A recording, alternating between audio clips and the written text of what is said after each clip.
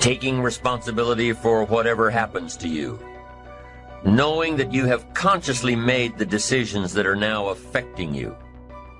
Knowing that what is happening now, today, is the direct result of your activity, what you did yesterday.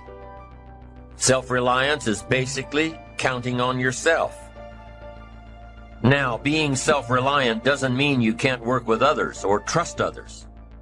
Self-reliance means counting on yourself, trusting yourself, being confident with yourself, being responsible to yourself, trusting your own instincts, trusting the conclusions that you have developed from your study of experiences and philosophies, taking the credit that is due you, learning from the mistakes that you have made, being self-reliant. Gestalt psychologists give an example of being self-reliant. They say that you're responsible for getting caught in the rain. They say that by deciding not to carry an umbrella every day, you have made the decision to endure an occasional drenching. Translation? By not being prepared, you make the choice of getting caught in some of life's unpleasant circumstances. Be they rain, failures, economic losses, relationship losses, professional losses, personal losses. By not being prepared, thinking ahead, it's your choice. Now here's the other side of it. By being prepared, you increase your chances of success. You increase the likelihood. By being prepared, you increase your chances of success, of seizing opportunities when they come your way, of being ready within yourself to take advantage of once-in-a-lifetime situations. Some people tend to blame others for their mistakes, blame others for their failures. Somebody says, it's not my fault the report isn't done, so-and-so didn't do their part. Of course it's your fault. It's your report too. It's your responsibility to see that everyone you delegated work to does their part. Now, you can't control what others around you do, but it's in your own best self-interest, your enlightened self-interest, that you stay on top of things, especially if it's going to affect your future. You think your boss cares that John didn't do his part? You think he sees John as the bad guy? Of course not. All he sees is that the report isn't done, bottom line. Be responsible for the things that affect you. You can make sure you're more responsible by checking in with those people who are working with you, the people who make up your team. You can be more responsible by saying, hey, John, how are you doing with your part? Do you need some help? Can we put somebody else in here to help you finish? Now, if John consistently doesn't handle his part, you've got to replace John. If he isn't doing his share, you've got to find somebody that will. Or what? It will negatively affect you. You can't wake up in the morning that the project is due hoping and wishing that John has done his part. No, you've got to be responsible because it's going to affect your career too. Now, my approach to my better future very early on in my career was to just go through the day with my fingers crossed.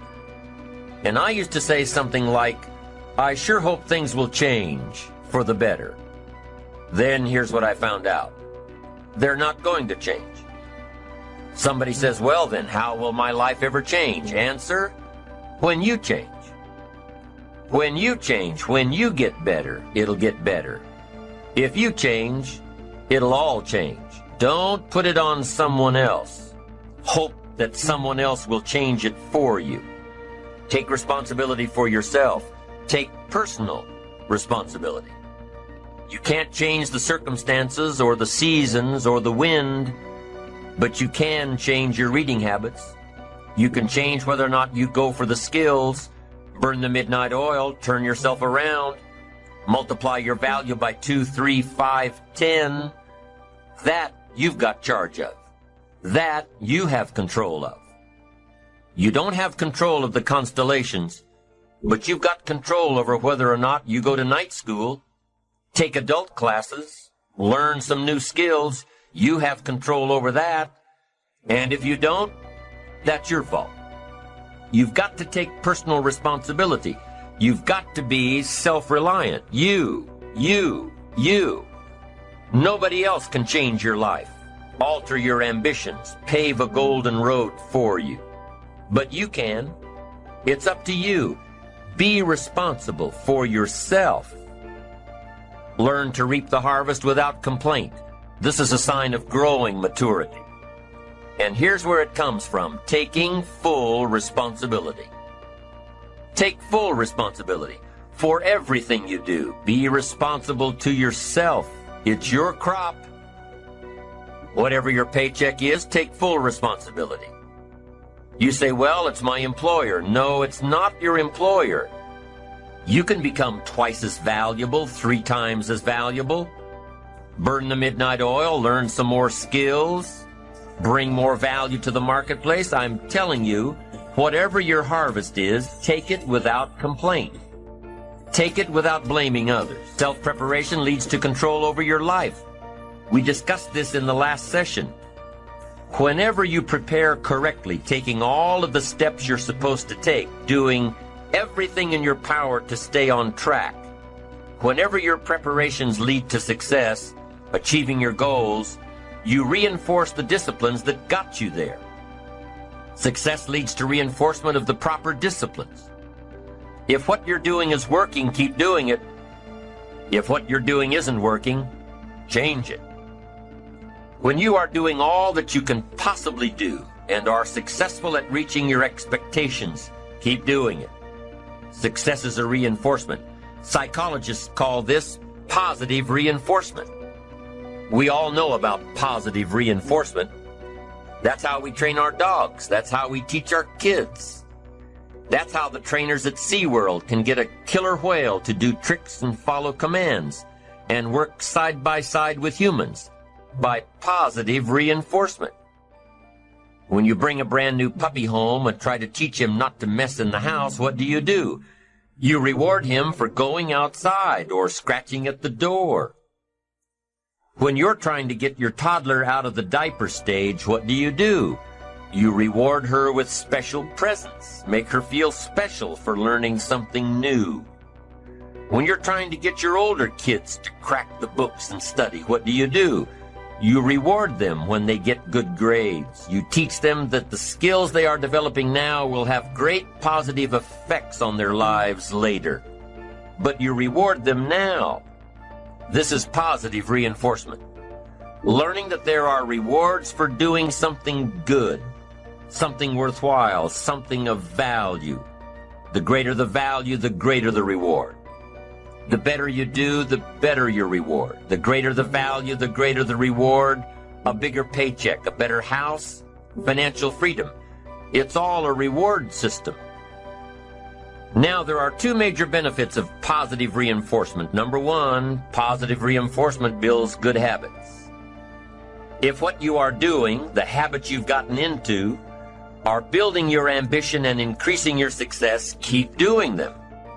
Your success is reaffirming that these habits are good. Your success tells you that you need to keep doing what you are doing. By reviewing these habits that bring on success, you reinforce them, give them sticking power. Now here's the other side. By reviewing your habits, what you do every day, by reviewing your habits, you may find out that some of them are inhibiting your success. You may find out that what you're doing every day is bad for you. Or you may realize that you've gotten out of some very good habits. Somebody says, well, I've just gotten out of the habit of taking my daily walk around the block. Well, I guess you'll just have to get in the habit of being sick down the road. Somebody says, well, I used to read the books all the time. I've just gotten out of the habit. Then change it. Go back into your disciplines. If you've just gotten out of the habit, just get back into the habit. It's called discipline. If it doesn't work, don't do it any longer. You can keep your fingers crossed if you want to and hope that it'll all straighten out. You can wish for the wind not to blow quite as severely, to change in your favor, but we call that naive at best. If the habits that you've gotten into aren't serving you, change them. You can't keep doing this any longer. Don't wish for a better wind. The key is to wish for the wisdom to set a better sail. Utilize whatever wind that blows to take you where you want to go. That is the philosophy I picked up at age 25, and it revolutionized my whole life. And here's what I found. I found it was easy. I became a millionaire when I was 31, and I found it was easy. Now here's my definition of easy. It was something I could do. I figure if it's something you can do, it's easy. But here's a little parenthesis.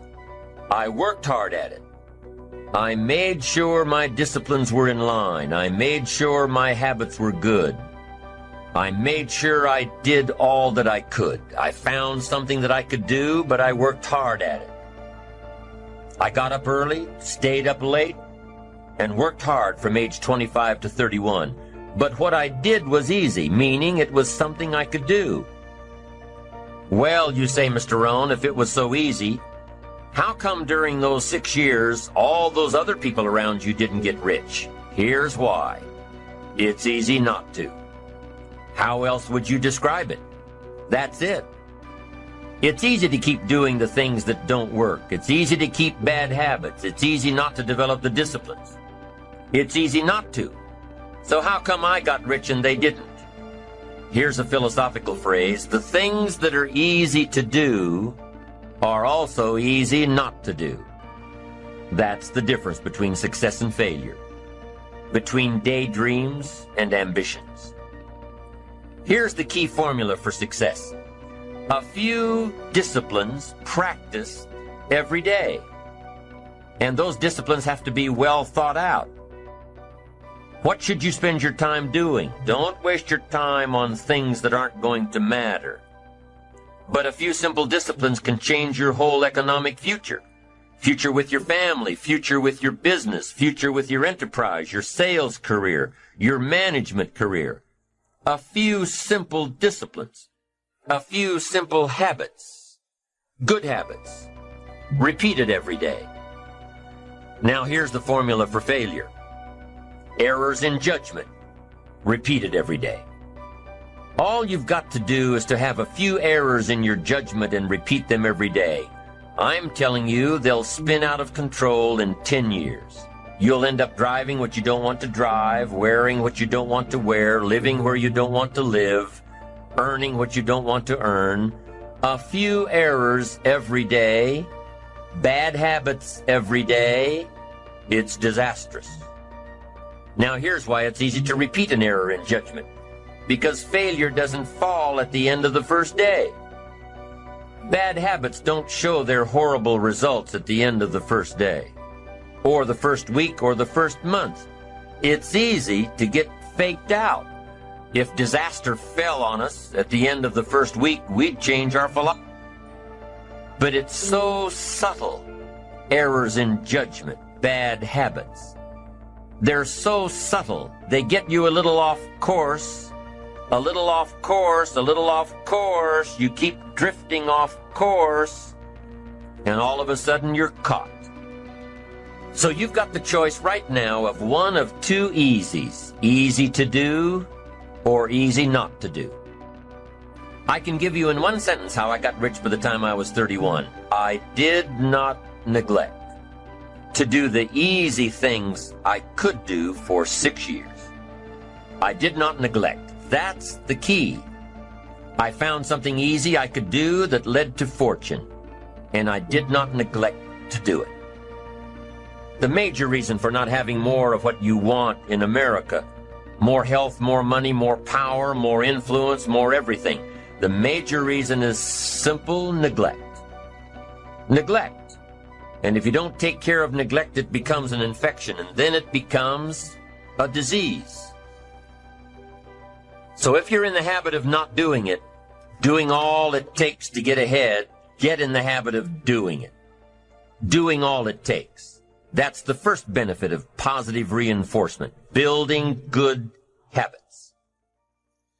Now, the second benefit of positive reinforcement is that it creates the energy to fuel additional achievement. It gives you the drive to do more, to not only keep on doing what's right, but to do more of what's right.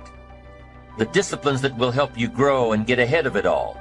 The knowledge that what you're doing is paying off creates more energy to keep going. How easy is it to get up in the morning when you know you're not doing all that it takes? It's not very easy at all. You can just lay there awake thinking, oh, what's a few more minutes in bed? It won't matter much anyway. Wrong. It does matter. It will matter. Now, how easy is it to get up in the morning when you're pouring it on, doing the best you can, anxious to get going, make progress toward your dreams? It's a whole different story. When you're resting to renew your reserves, it's much different than resting to avoid your day. When you're psyched up and excited for your life, when you're excited for what you've planned to accomplish for the day, it's amazing. You'll wake up before the alarm clock even tries to startle you awake. Your successes fuel your ambition. Your successes give you extra energy. Your successes pave the way for more successes. It's the snowball effect. With one success, you're excited to meet another, and another, and another. And pretty soon, the disciplines that were so difficult in the beginning, the disciplines that got you going, are now part of your philosophy. There's a fight going on right now over what you believe. I want you to see that believing is the pivotal point of what defines you as a believer, as a person of faith. And so if there's anything that the enemy wants to attack, he wants to attack what you believe. I believe in me. If you stop believing in me, I'm not going to believe in myself any less.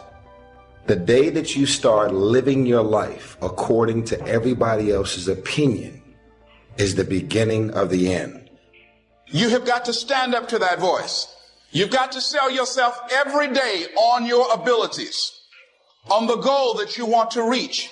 Whatever we have right now, whatever we're demonstrating in our lives, is a result of what we believe subconsciously that we deserve. Most of you guys don't actually know your self-worth. You're like a vulnerable little child. Everybody loves me this week, so I love me this week. I can tell y'all right now that it is not the car that I drive or the size of my house that defines my self-worth. You can learn all the techniques in the world. If you don't believe in yourself, it won't happen for you. I'm hot. I'm hot when you don't think I'm hot. I love me even if you stop loving me. That's the way I live my life. Most of y'all are on Twitter. You're desperate for likes. Some of y'all are social media. Feed my ego. Feed. Like me. Love yourself. Believe in yourself.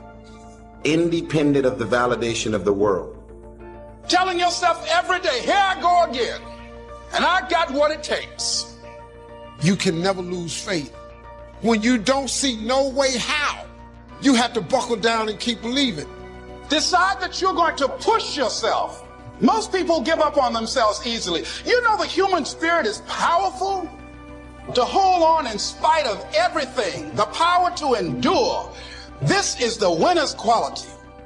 You have that quality within you.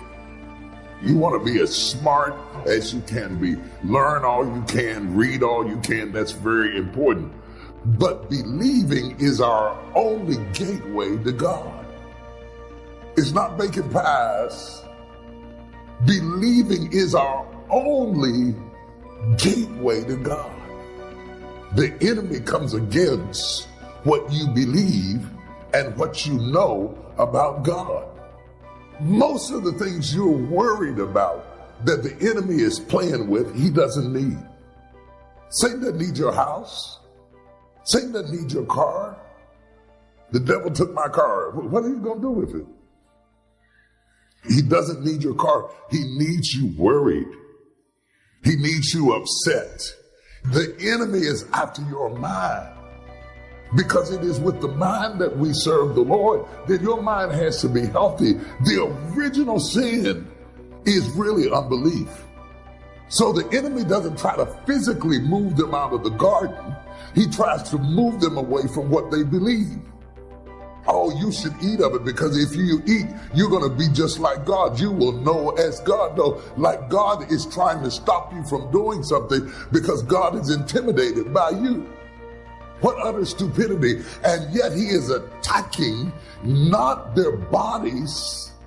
He is attacking their belief system. Now he might attack your body, but he's only attacking your body to break down your belief system. God has fixed it that we all must become like children and have childlike faith and dare to believe him. Have faith like a child. Adults are too skeptical. The master teacher said, unless you can become like little children, you might as well forget it. You don't have a prayer. You got to be like children. And while knowing is important, you don't want to lean to your own understanding because what you know is always evolving. Ideas are always changing. Your belief system has to be built on something that's solid and something that's true. Your belief system has to be built on God, not church, not preachers. Your faith has to be built on something that's solid as a rock. This is not about emotions. How many of you have had somebody promise you, I ain't gonna never do it no more? I promise you I'm never gonna do it no more. They went right back and did it again. They might have even felt those emotions, but they didn't change their... So somebody shout, I am a believer. And stop trying to keep up with the culture. The culture will send you to hell. I'm not trying to be relevant to the culture. I'm trying to be relevant to the kingdom. Because the culture can do anything. The culture can change its mind about everything. Stop it, stop it. Stop trying to always impress the culture. It is not your job to try to imitate the world. It is their job to be influenced by you. Come on, somebody. God wants you to believe him. To believe him is to embrace God's integrity, not my integrity. There's a lot of compromise in our society. People that think nothing about being dishonest, not keeping their word. They wonder why they can't get ahead. It's because they don't have integrity. You can have talent, determination, but without integrity, you won't reach your highest potential. When you have integrity, you don't take supplies from the office to bring home to use. You don't spend half the day making personal phone calls at the office. If you'll do the right thing, God will make it up to you. Many things we face are simply tests. God is seeing, are we ready to go higher? Do you call in sick to work so you can take the day off and go shopping? Don't be surprised if you can't find anything at the store, traffic's backed up. Maybe it's because there's no blessing on it. Don't complain when your child doesn't tell the truth. We're leading by example. See us compromising, they're going to do the same thing. Be honest. Be a person of your word. Your reputation is one of the most valuable things you have. You can have great wealth and be looked down on, but when you're a person of integrity, when people look at you and think, I can trust them. They're honest. They don't talk to me one way and then talk to my friends behind my back another way. They're consistent. When you stay on the high road, that will take you much further than being dishonest, trying to gain an unfair advantage. You may gain with people, but what if you lose with God? He's the one that can open the windows of heaven and pour out blessings that you can't contain. It's better to be truthful and have less, then God's favor will take you further.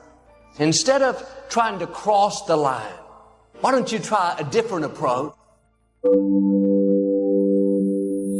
and see how far behind the line you can stay? The more integrity you have, the more God can bless you. When you have integrity, you're the same in private as you are in public. Don't be kinder to strangers than you are to your own spouse. Be consistent. I'm not asking you to be perfect. I'm asking you to be real. When you have integrity, you're not making underhanded deals, hoping that nobody sees you. I've heard it said, don't do anything you wouldn't want to read about the next day in the newspaper. I doubt many of you have big areas where you're lacking integrity, but maybe there's some small things. It just takes a little effort, getting out of ruts where we've gotten comfortable doing things that are less than our best. We can fool a lot of people in public, but what God is concerned with is what goes on behind closed doors. How you live in private will determine how high you go in public. God is watching to see when He can promote you, when you pass these tests so He can take you to new levels. When you prove to Him that you're a person of integrity, there is no limit to how high He will take you. There's a price to pay to become all you were created to be. This takes people that have a made-up mind. I'm going to honor God. Not going to push people down to get an advantage. I'm going to be a person of integrity, honorable. That's the kind of people God rewards.